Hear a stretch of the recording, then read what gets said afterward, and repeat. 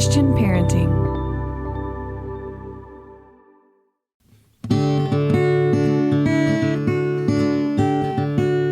Aloha, friends, and welcome to the Monica Swanson podcast, powered by Christian Parenting. I am Monica Swanson, mom to 4 boys, wife to Dr. Dave, podcast host and author of Boy Mom, Raising Amazing, and the newly released Becoming Homeschoolers. Here on the podcast, it is my goal to bring you practical advice and biblical wisdom for raising amazing kids and building strong families. You can always find show notes over at monicaswanson.com/podcast. I'm so glad you're here, and I hope you'll be encouraged.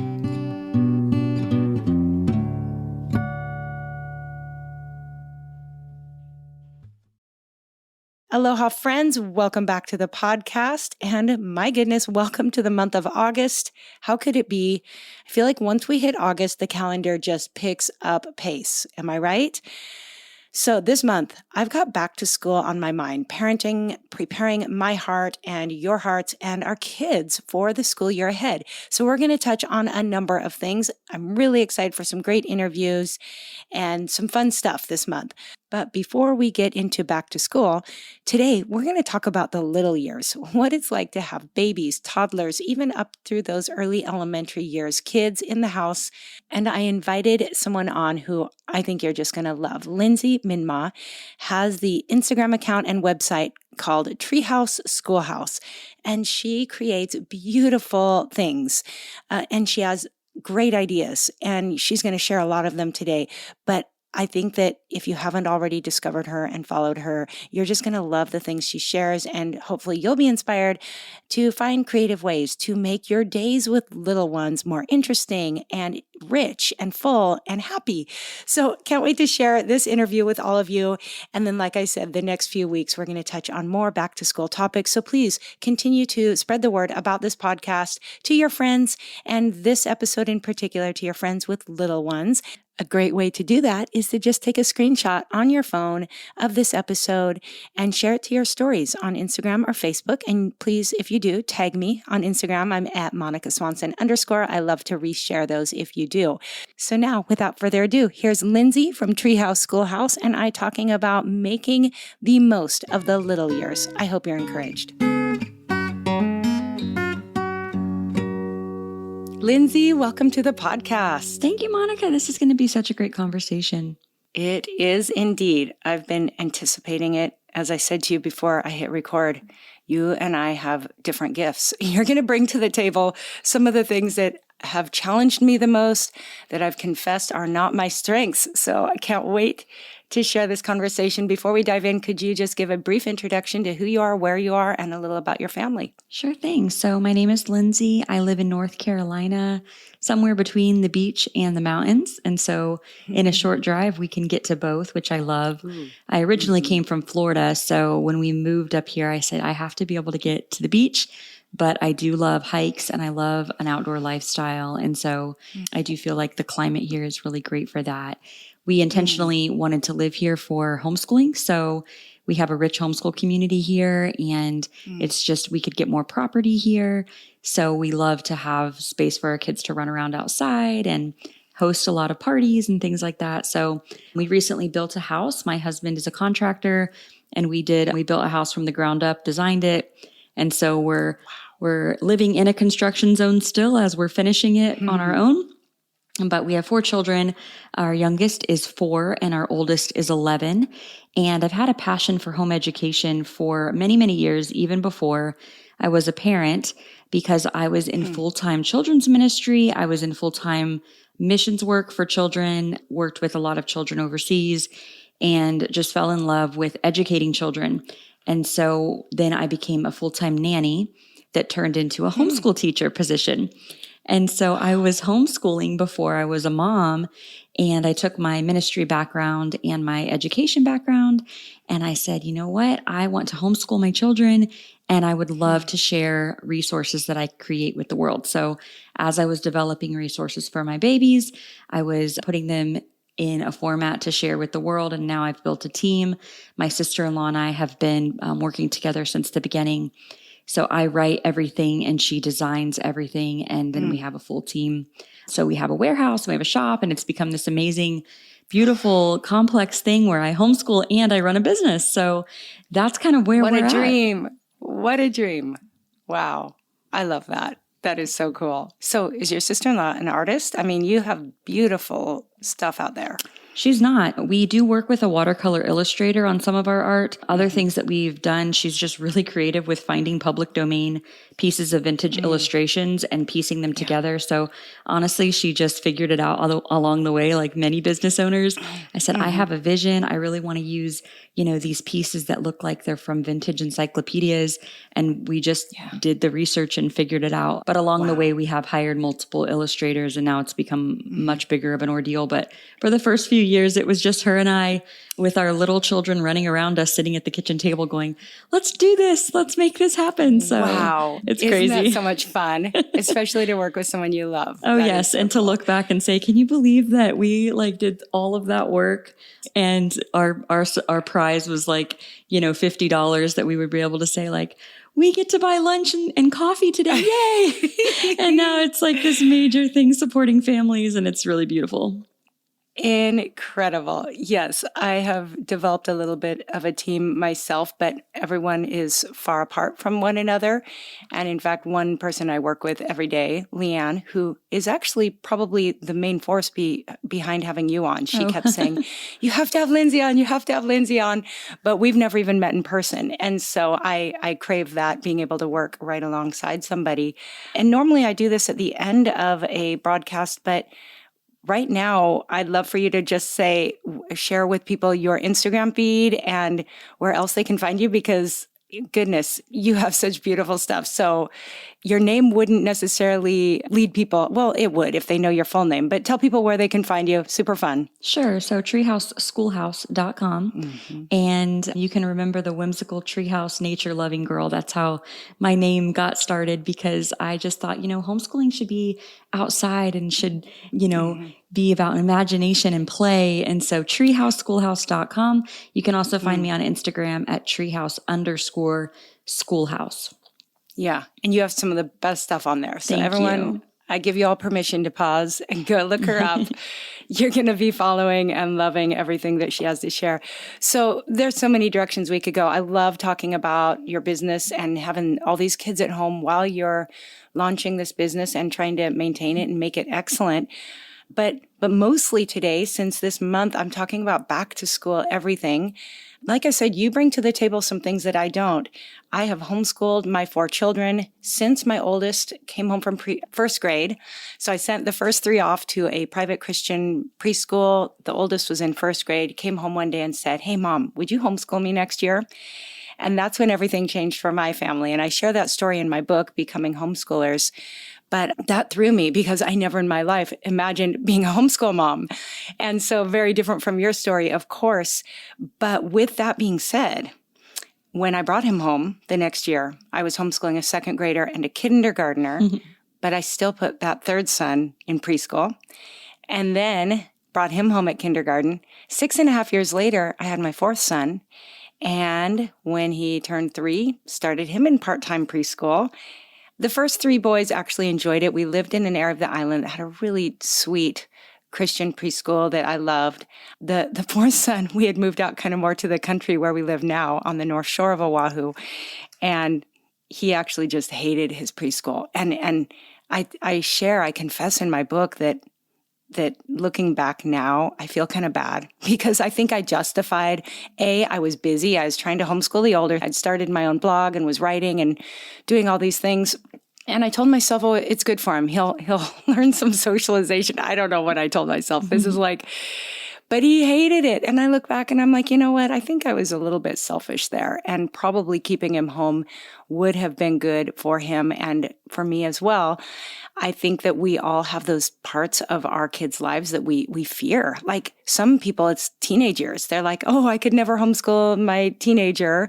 Some, it's the little years. And for me, the chaos, the mess, all the things in those early years kind of freaked me out a little bit. So it was easier for me to send my kids to preschool. And for some people, it is a necessity or it just is what they want to do. But I'm excited for you to talk about what you do with those little ones to actually give your life some rhythm and routine. And really, your days sound amazing, even though you've got 4 pretty young children. So that's where I want to go, talking about, let's start with the littles. How young are the younger two? 4 and 5. 4 and 5. Okay. So I've heard you talk probably back when they were a little bit younger as well about your days. You're working, you've got older kids. Maybe just give us some framework. What is your philosophy that has helped you with these younger kids, keeping them home all day when you're so busy? Well, first of all, I do not do formal education until age 6. And so that takes a lot off of your plate because I think when your children are 3, 4, you start to get anxious. You know, I see a lot of people like, what do I need to be teaching them at age 3? What do I need to be teaching them at age 4? And when I first started my homeschool journey, I was just so excited. And I had, I only had that age because they were my older children. And I wanted to replicate a preschool in my home. And so I had all the posters and I had all the workbooks and I had all the things. And it was like, I tried it and I'm like, this does not feel life-giving to me. It doesn't feel life-giving to them. And so I basically took it all down and I kind of had like a come to Jesus moment. And I'm like, what is this supposed to look like, Lord? And I started devouring blogs and I started reading books. And I remember a night I said to my husband, after the kids go to bed, I want to go up to the coffee shop. I need to sit with my journal and I need to just like hash out all these things that have been running through my head about what I believe about education. And I paused all of that stuff I was trying to do with them at age 3 and 4. And I just started like writing it down. I started writing down what are the 5 main things that I need to focus on until they're age 6. And I came up with a framework that helped me center my days. So there's still some intention and still some structure to what we're doing every day until they're age 6, but it's not academics and it's not a checklist. So some of those things are, one of my goals for my children before age 6 is that they fall in love with really good books. So what that means is not just picking up any book from the library, but having intentional choices in the books that you bring in your home. Because what you're doing is setting a stage and you're getting their appetite for good literature so that when they're 6 and you're finally pulling off the Charlotte Mason curriculums or you're getting that Ambleside online book list, you're like, oh, they already have an appetite for this type of book. They already have a habit of attention to sit for a long, maybe it's Peter Rabbit, but they have like, instead of just these, highly illustrated, cartoony books with 2 words on a page, like they're getting their appetite for these rich stories. And so that's the first one. And then the second one is just leaving a lot of space for creative, unstructured play. So open-ended play in those young years. And intentionally what that looks like for us is having a lot of margin in our schedule so that I'm not overscheduling these young children. I'm not having them go from this play date to that play date. And that actually frees you up. And once they start knowing how to be bored and what to do with themselves, it's actually better for you and it's better for them. The other thing is having minimal screen time, having open-ended toys. All of these things really are an invitation for your child to learn how to play creatively and how to play in an you're not structuring that play. And so that actually really lends itself well to homeschooling because there's going to be times if you have multiple children that you're trying to work with one child and you need your other child to know how to go play. You need them to go find something to do so that you're not entertaining multiple children all day long. You will get burnt out. But to be able to say, this is my one-on-one time with this child, you guys need to go play.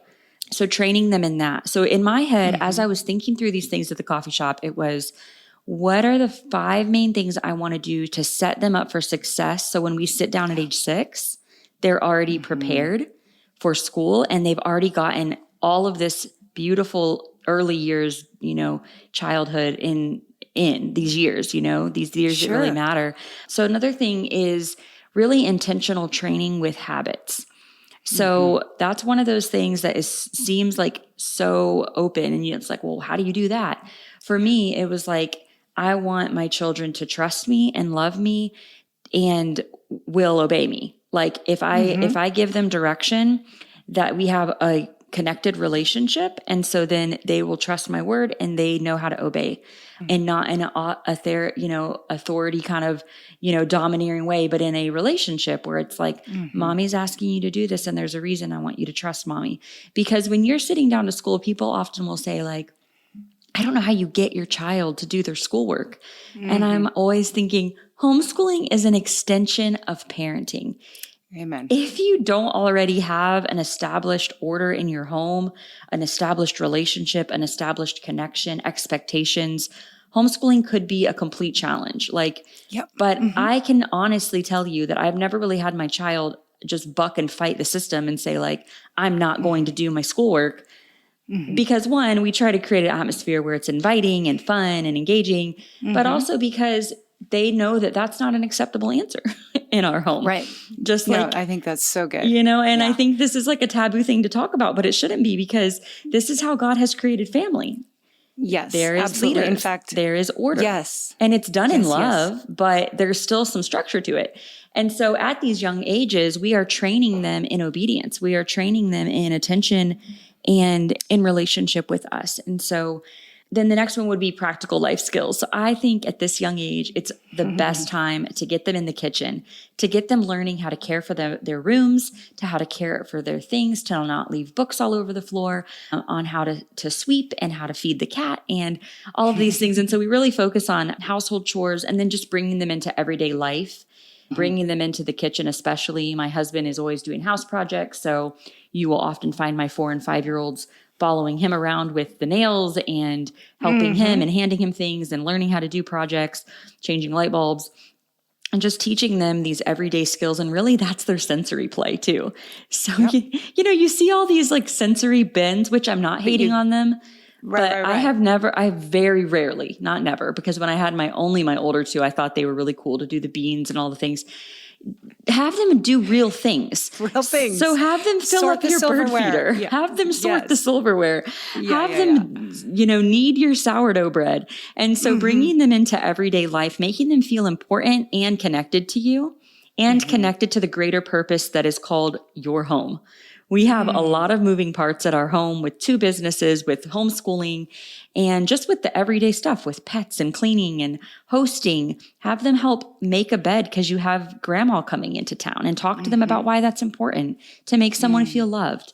Take them to the store to buy the ingredients to make the birthday cake because you love this person, bring them into life. And I think I'm not saying that, them going to school is the wrong choice, in preschool. But I just feel like there's so many missed opportunities without having a curriculum or a plan just to bring them into your life, that they're learning so much just by going to the store with you or going to the post office and engaging them in those things, not just they're a tag along, but inviting them into your world.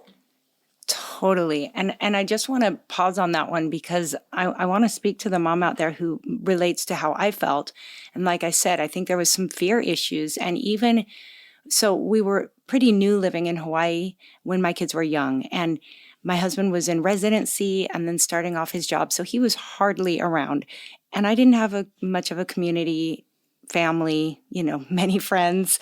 And so I remember when they did go to preschool and through first grade for my oldest, being really anxious. I'm not an anxious person at all, but that's the word I would use to describe how I felt when summertime was coming, because I was like, oh my goodness, what will I do all day? And I remember sending them to probably 3 different VBSs.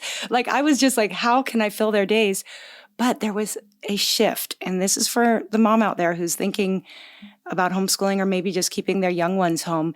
There was such a shift when we brought them home and started homeschooling, in that once you embrace that and everything you're sharing, I love so much. But once you decide that you're just going to be home, and there's a shift that you can experience that is so beautiful and so surprising that I couldn't have anticipated. And I feel like my fear was making me miss out on something that I'm so glad ultimately, eventually I got to experience. And that was the very picture you're describing of having kids involved in the whole day. And it didn't end up being scary. In fact, I always say I lost my temper less having kids home all day than I did in that 1 hour rush to get them out the door in the morning, because we were on someone else's schedule. It was all the things we had to do, papers I had to sign, bags I had to pack. When we just were at ease on our own schedule and embraced that, it was just this whole new experience that I couldn't have anticipated. So I love what you're sharing. I also will just point out what you said about homeschooling as an extension of parenting. I love that because in my book, I talk about some of the reasons people don't homeschool. Whether some are reasonable and really good and should be considered. Others, I'm kind of like, yeah, I'm calling your bluff, like giving some big sister love here because people will say, well, I butt heads with my child. Or I don't have the patience. And I'm like, that's a character issue that you need to grow in. That's not a homeschool issue. That's a parenting issue. And I think that we all need to grow in character, and homeschooling might be a great way to do that. So for me, I think I was avoiding growing in some character issues when my kids were young, and I missed out on some of those years that could have been really great. So thank you. And sorry to jump in, but I just love everything you're sharing. Yeah. So no, I carry on agree with you. Yeah. No, the last one is just time it outside. And so, that's a priority for all ages, but especially those younger years. And if you're starting at 3 years old, having them inside, either in a classroom or in your home, thinking that you're doing the right thing by making them sit there and do workbooks or what have you, they're missing out on so much time outside. And what outside can bring a child, so many benefits of being outside. And so in every stage that we have in our different homes that we've lived, one of my top priorities was how can we have a safe outdoor area so that my younger kids can be outside while we're still doing school even? Or is there an area outside that we can bring our schoolwork so that the younger ones can be around me and around us, but being outside? And then just prioritizing if it's having a garden, if it's having little plants that they can take responsibility over themselves and watering them, if it's having a mud kitchen, which is one of our favorite things that we've had over the years. Mud kitchen. Yeah. What's that look like? Okay. So my dad built it. My dad and I built it. I kind of drew a plan out. We got an old sink from, like a used place that they pulled out of a kitchen, and you put a sink in. It's just almost like a potting bench with a sink in it. And so then we pull a stump up to it so even the 2-year-old can climb up there.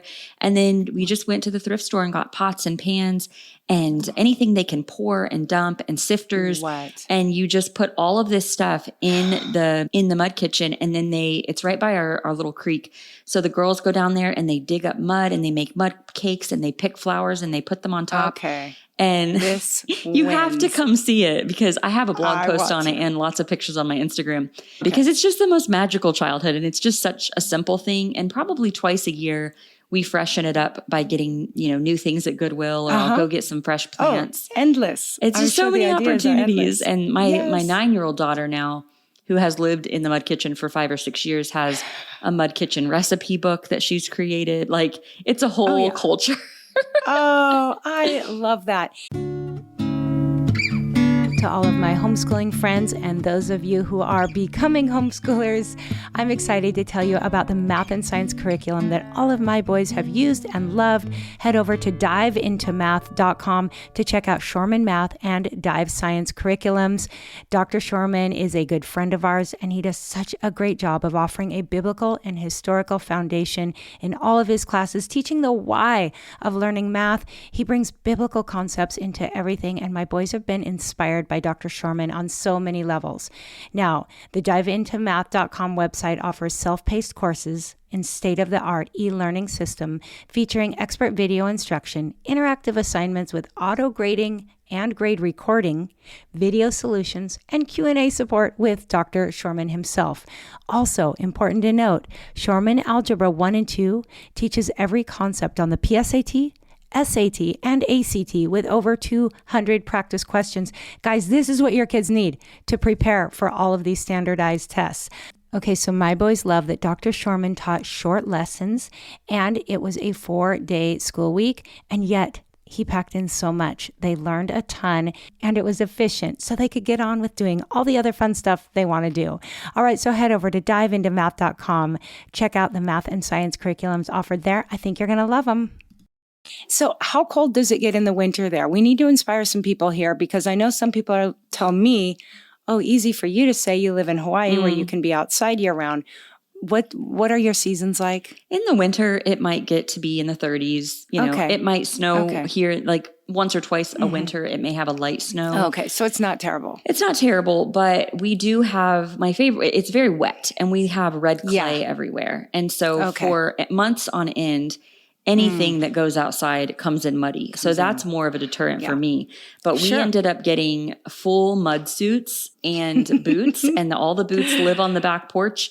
And for like 4 or 5 months of the year, you don't go play outside unless you get your mud suit on and your boots. And there so you just make it happen. I love that. Well, I grew up in Washington State, which I think has similar, where I grew up is similar to where you live. And I tell people, I remember, I mean, it rained much of the year there. And I just remember, putting on the rain boots and bundling up year round. We were outside and we lived near some woods. And I think anytime you can let kids just use their imagination to create things, you've got the mud kitchen. I remember even, creating everything from kitchens in the woods to an outhouse. I don't know why we decided we should create our own outhouse.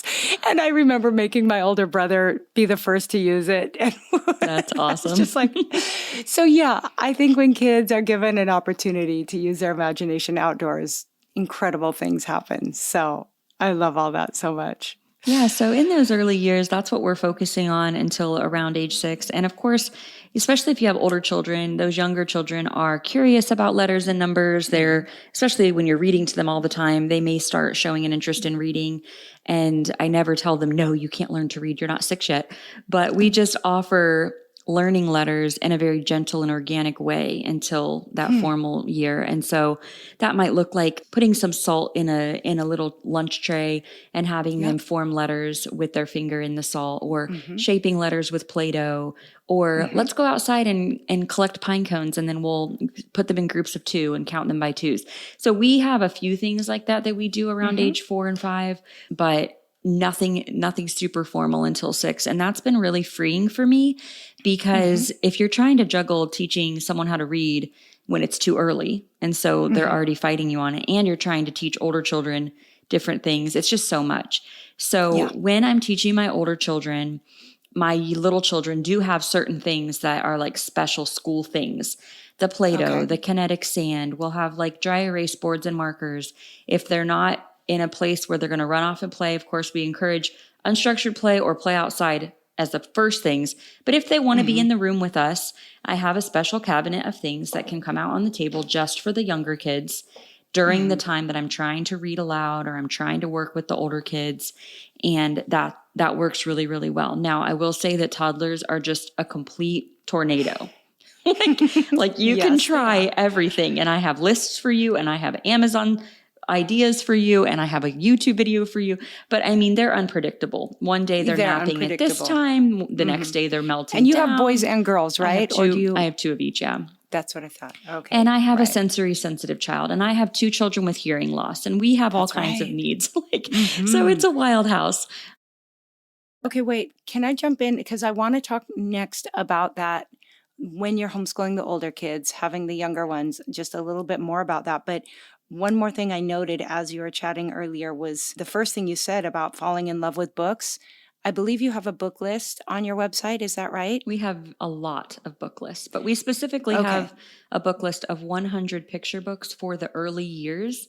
So specifically for preschool and kindergarten, it takes you from toddler all the way up, and so it's, if you just read good books until age 6, like that's all you really need. Yes. I think I've actually linked to your that book list in my email, my weekly email at some point, but I'll make sure to pull that up and put it in show notes as well. Thanks. But I totally agree. And I always say my older boys will tell me that some of their best memories of their early years were when I read aloud to them. And I always think back and think, oh, I didn't do very good at reading aloud. Yet that's what they remember. So I love to encourage parents to just do what you can, because they will treasure those memories for sure. Okay, so before we wrap up, obviously I could chat with you for a long time, but let's talk a little bit for the parents who do have kids that they're trying to homeschool, and then they've got the little ones. I do believe this is a big obstacle. A lot of people think I can't homeschool my elementary kids because I'm going to have a baby, or I have a toddler, or a child with special needs. Give us some of your tips and tools, ways that you have made it work without losing your mind. Yeah, I think it's been multiple things. So depending on the age, if you have a baby, really little baby, if you're like pregnant right now and you're stressing out, I just want to say that a small baby is actually a lot easier than a toddler. I was so stressed out and had planned to take all this time off when I had a baby, but unless your baby is crying all the time, we put the baby in a little bouncer, and one of my kids would bounce the baby with their foot while they were working on their schoolwork. Or, I would wear the baby in the sling while I'm walking around and reading aloud. I have so many memories of holding a book and rocking the baby at the same time. Or I just would have no plans to leave the house, because anytime that baby or toddler would take their nap, even if their nap schedule was unpredictable, as soon as I knew that baby was going down for a nap, I'd say, time to go to the school table. And we'd just do whatever school we could do while they were sleeping. Get your husband involved, do read alouds at night. Reading aloud for a long period of time when you have a really noisy younger child is probably one of the most difficult things. And so for a season, we were just doing audiobooks instead of me reading, so I could deal with the toddler. We would have my husband read at night. You can get creative. Like, you have so much freedom to make it whatever your family needs, and to change the schedule, change the routine every few months if you need to, every week if you need to. One thing that really helps as they get a little bit older, maybe say 3, 4, 5, and they want to be involved, one thing that's really helped in our house so that they don't feel pushed aside all the time is to incorporate things in our homeschooling for them. And like I mentioned before, I'm not talking about laborious lessons. I'm talking about songs and picture books and crafts and themed snacks and things that go along with what my older children are learning, but structure our day in such a way. And what works for us is the first thing that we do every day is what we call morning time. And there's something for everyone. So we might start with a preschool hand rhyme about, an owl. And then my older kids are studying birds of prey that week. So they're researching on their computers and writing papers, my 9 and 11-year-olds, while my younger children are making an owl craft. And then we're all reading a picture book together about birds of prey. My little ones might not catch it all, but they're getting some. Then we're watching a YouTube video of bird calls. And so you're taking one theme, and you're saying, I can adapt this one thing for a 3-year-old all the way up to a middle schooler. And that is really how I've written all of our curriculum. It's family style because I have that problem, and I wanted to see my 4 and 5-year-old feel connected to us as a family learning. And there's so much beauty in learning it together, because then later on, you'll hear your kids bonding over the subject. And you'll hear them, my older kids teaching my younger kids things that they learned about it, and they're interested because we just read a picture book about it. Or we all go to a Raptor Center and look at the hawks, and the little kids remember, oh yeah, we watched that in the video. And so bringing them in as much as you can. We try to do family style learning for as many subjects as possible, and really only the leveled things like math is when my kids are kind of alone doing school. Right. That is so cool. And I do think it just inspires that love of learning in the younger ones. Absolutely. So, that is really great. Okay, so maybe on this topic, if you could just briefly walk us through what a day looks like, start to finish. I'm sure you could get real detailed, but just a quick sweep through your day and how that works with having little ones. Sure. So right now, again, I have a 4, a 5, a 9, and 11, and it's always changing, but this is where we're at right now. I like to get up early, so I get up before my kids around 5:30 or 6. I might check in a little bit with my work. I also will spend some time alone reading the Bible. I like to take a morning walk. My husband actually does breakfast in this season of our life so that I can have some time alone in the morning. So he makes breakfast and he leads our family devotions during breakfast. So I would say that our school day starts then around 7:30. All the kids are at the table, and sometimes I'm there, sometimes I'm on my walk or doing my fitness or doing something for work, but that's kind of his time to start with them. So he's doing a Bible lesson. Then we break for about an hour and a half when I'm getting my day together and my kids are doing their morning chores. So they all have chore charts, and there's certain expectations they need to do in the morning before they can play. And then I'll call them to the school table around 9 or 9:30. And during that time, I'm changing out of my workout clothes. I might be doing my makeup. I might be setting out our snack for school, things like that, throwing in a load of laundry, those morning mom things. I also like to pack their lunch first so that when lunchtime comes, we can quickly grab our lunch boxes. That helps our I day. love this. Keeps So you moving. actually use lunch boxes, We right? do. They're just, the little bento boxes, and I keep them in the fridge or whatever, because I was finding that it was like a whole hour of a whole ordeal of pausing school and making lunch. And with having to work in the afternoon, that's just too much. If I had all day and I could go a lot slower, I would. But in this season, I'm trying to like keep things moving, So I love it. we all gather around 9:30, and that's when we do morning time, which is what I was explaining. So everybody comes and we have a snack then, snacks and music, bring kids to the table. So we do our fun nature song, and everybody has something that they're doing for about an hour. We're reading books, we're doing videos, we're making projects. And then right after that, we break into independent work. So my older children have lists that they're working through every day, and they just bring their work to check in with me. And at that time, I'm actually transitioning my 5-year-old, he's actually 6 next month, into first grade. And so we just started kind of working on a little more formal work. So I'm sitting one-on-one with my 6-year-old, almost 6-year-old, doing first grade. And my 4-year-old little girl is sitting next to us doing Play-Doh or a craft or something that she's pretty good at finding something to do while we're doing that, but she does like to be at the table. And so everybody's sort of doing their own thing for about an hour. And then we have a play break, maybe 15, 20 minutes, get outside, run around. And then I call everyone back in for lunch and read aloud. And I'm picking books that will appeal to my younger children and my older children. So it's a family read aloud time. And I actually created a curriculum around chapter books. So you read the book and then you go down rabbit trails with whatever the book presents. So you might be studying Native Americans or something in history, science. And so we might do a project with that or research something. My big kids will research while my younger kids are making a project. Same concept, family style learning. And so they're eating lunch while they're listening. We do that stuff.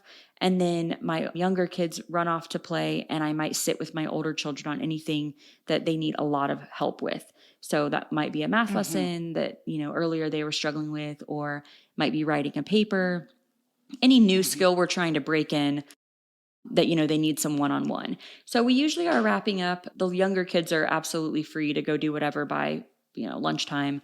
And my older children, maybe 1:30, something like that.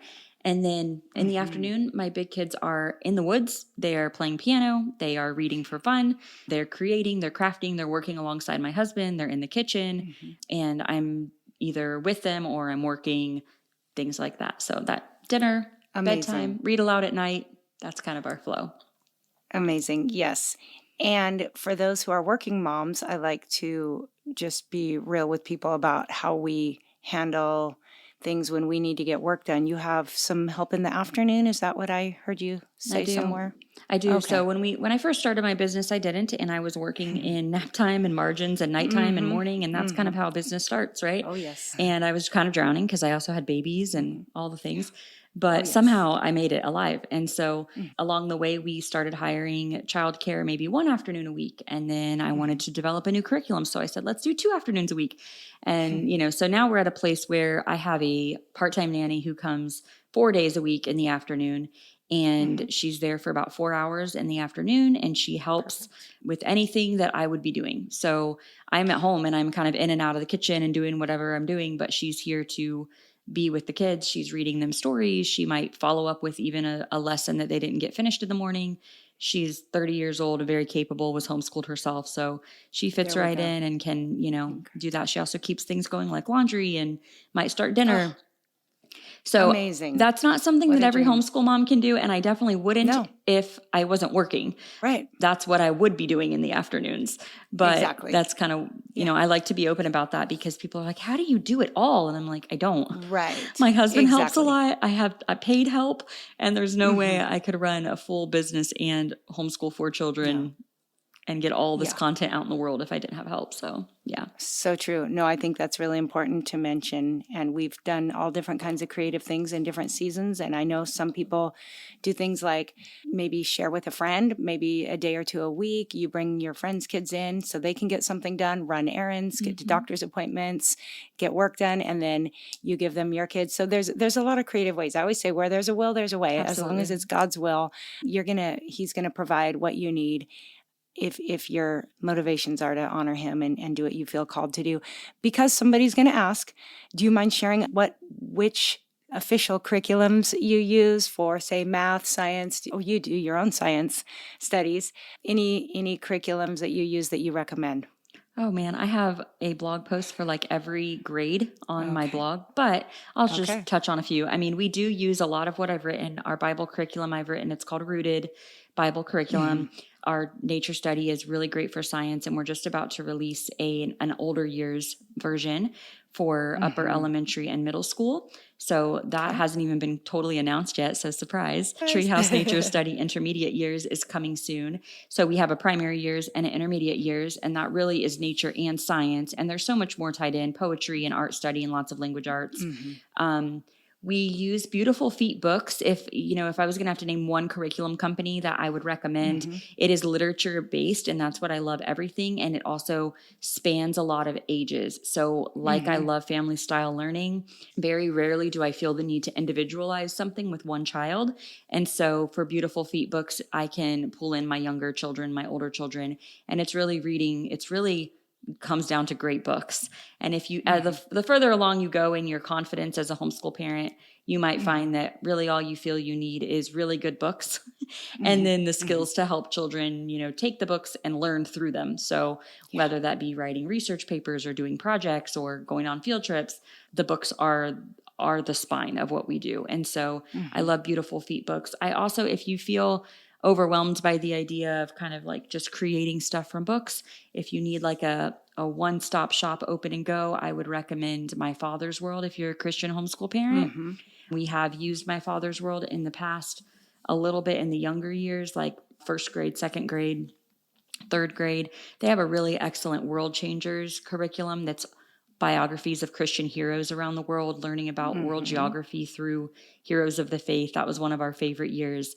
But because I'm a creative and a curriculum developer, I can't just take something and use it. I had to do all kinds of stuff to it. Of course and you do. Pick it apart and add stuff to it. So, but I have all this information on my blog. I mean, if you are looking for specifically a certain grade, recommendations for really anything in the world of homeschooling, I've been blogging for 7 years, and it's a very, very built out blog. So you'll find a lot there. Awesome. And I'm going to try to link to the main things that you mentioned over in my show notes as well. So, wow. I also think we have a code for you. Is it Monica Swanson 15? It could be. Let me check. Monica Swanson Podcast 15, and you can get 15% off anything in the shop. Monica Swanson Podcast 15. Yes, ma'am. 15% off. There we go. So that's a gift for you. That's so helpful. Well, everything I've seen that you create is beautiful and so well done. You put the work in, and it's really impressive. So I'm sure you'll have a lot of people rushing over there to have a look. And I'm going to say, whether or not you homeschool, I mean, this is stuff. I think one thing I shared of yours was your, do we call it an Advent study? It was a Christmas, kind of a unit study for Christmas time. And I'm like, you guys, if your kids are out of school and you want to keep them busy and learning and focused on the right thing over the holidays, also, I know you had a beautiful one at Lent. So these are great for school-going kids as well as homeschooling. You just got to be creative. It might be a good thing to do in the evening. What do you call the holiday study? A Connected Christmas. And then we also have a Connected Christmas around the world. So it's all about the cultures around the world and how they celebrate Christ. Okay, how cool is that? Awesome. I love it. Well, again, there'll be lots of links over in show notes. And Lindsey, thank you so much for sharing a little bit of your life and your work with all of us today. I know I'm inspired. It makes me want to have more kids. And maybe you'll homeschool your grandkids. Grow.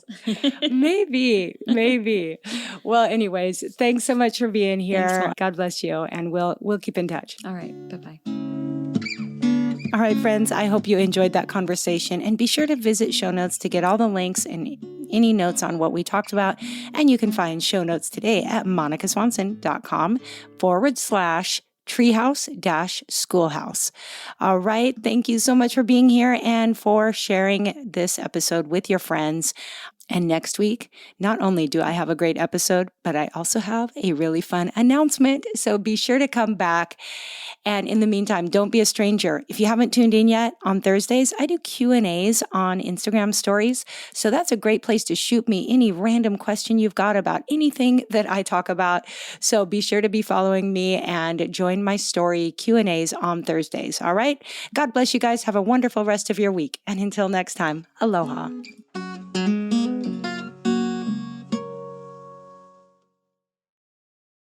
America. We are endowed by our Creator with certain unalienable rights, life, liberty, and the pursuit of happiness.